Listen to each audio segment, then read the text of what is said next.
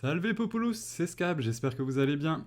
À chaque jour suffit sa peine, et bien ici c'est à chaque jour suffit son héros. On est là pour avoir le zoom quotidien des héros de Magnum Quest.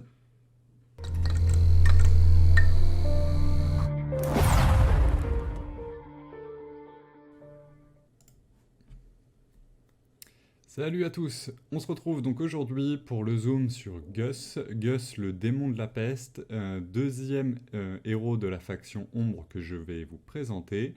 C'est un héros orienté intelligence avec des dégâts magiques, une capacité de survie moyenne, un petit peu de debuff aussi également.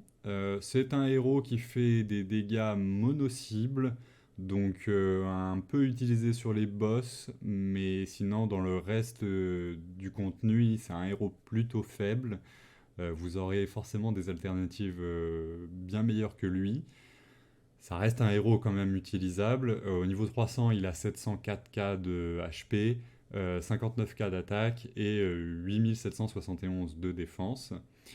Bon, écoutez, moi je ne l'apprécie pas forcément, d'autant plus que je le trouve un petit peu dégoûtant. Genre ce côté larve volante, c'est pas vraiment mon kiff, mais on va essayer de se pencher un petit peu dessus. Donc au niveau de ses compétences, la première, donc le barrage anti-bave, il va lancer 8 attaques à la suite, et chaque attaque inflige 120% de dégâts à un ennemi aléatoire. Donc voilà, mono-cible sur un boss, bon, très utile, prendre 8 attaques, c'est toujours sympathique. Au niveau 2, il devient immunisé contre tous les sorts de contrôle lors de ses 3 premières attaques. Et au niveau 3, les dégâts infligés passent à 140% de l'attaque.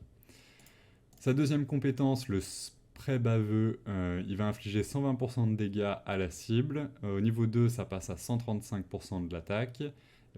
Au niveau 3, la compétence gagne également l'effet drain qui donc, lui permet de transférer 15% des dégâts infligés en PV. Et au niveau 4, on passe à 150% de dégâts d'attaque. La troisième compétence, la surdose, il va gagner 40 points de hâte pendant 10 secondes et en perd 30 pendant les 6 secondes suivantes. Donc un buff, anti-buff par la suite. Au niveau 2, ça passe à 55 points de hâte pour toujours 30 points perdus pendant 6 secondes. Et au niveau 3, la durée de l'amélioration donc, augmente à 12 secondes et la durée de l'affaiblissement diminue à 4 secondes. Donc un équilibrage un petit peu plus intéressant, mais pas forcément très utile. Sa dernière compétence, donc le mucus corrosif, qui fait que lors d'une attaque, il va infliger l'effet affaiblir à la cible, qui réduit les dégâts de 10% pendant 5 secondes. Et au niveau 2, ça passe à 15%, niveau 3, ça passe à 20%.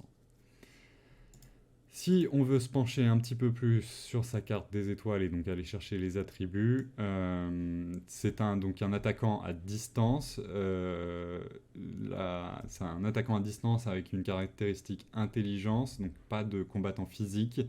Donc le bon patron, entre guillemets, le bon truc, ça peut être, si vous l'avez vu précédemment, ça va être une star map du style de Bill.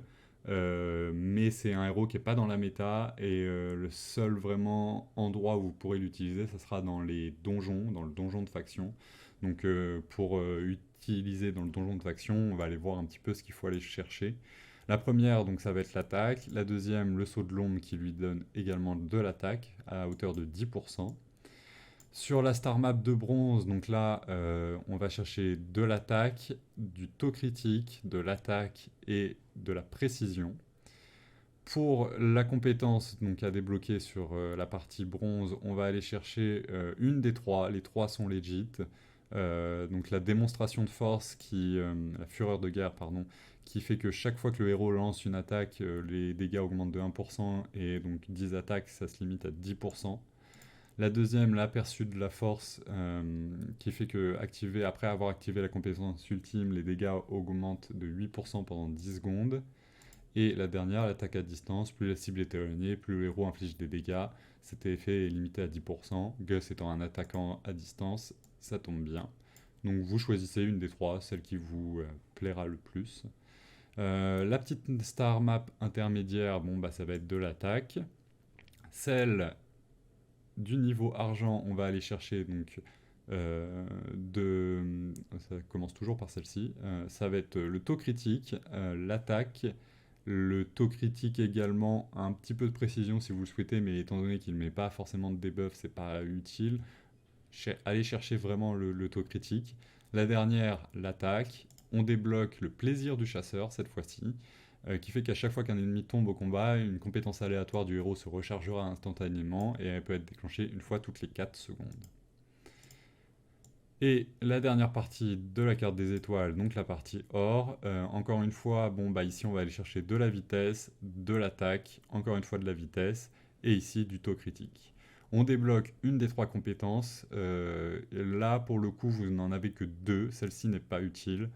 Donc 2 possibles, le feu de la haine, où le héros où ça augmente les dégâts infligés de 4% des PV max de la cible et est limité à 40% de l'attaque de ce héros, et elle peut être déclenchée une fois toutes les 0,5 secondes. Et la deuxième potentiellement utilisable, c'est la victoire éclair, où le héros gagne 40 points de critique au début du combat. Le buff est supprimé une fois qu'on passe en dessous de 50% de ses PV. Voilà. Pas de skin pour Gus pour le moment, donc si vous le jouez, vous aurez cet affreux petit bonhomme qui nous montre gentiment ses fesses lors de vos combats. Merci d'avoir été avec moi, j'espère que la vidéo vous a plu. N'hésitez pas à lâcher votre petit pouce bleu et à vous abonner si ce n'est pas déjà fait. On se retrouve très prochainement pour les lives Twitch, et sinon, on se retrouvera dès demain pour le prochain zoom des héros de Magnum Quest sur YouTube. C'était Scap, merci d'avoir été avec moi, bye.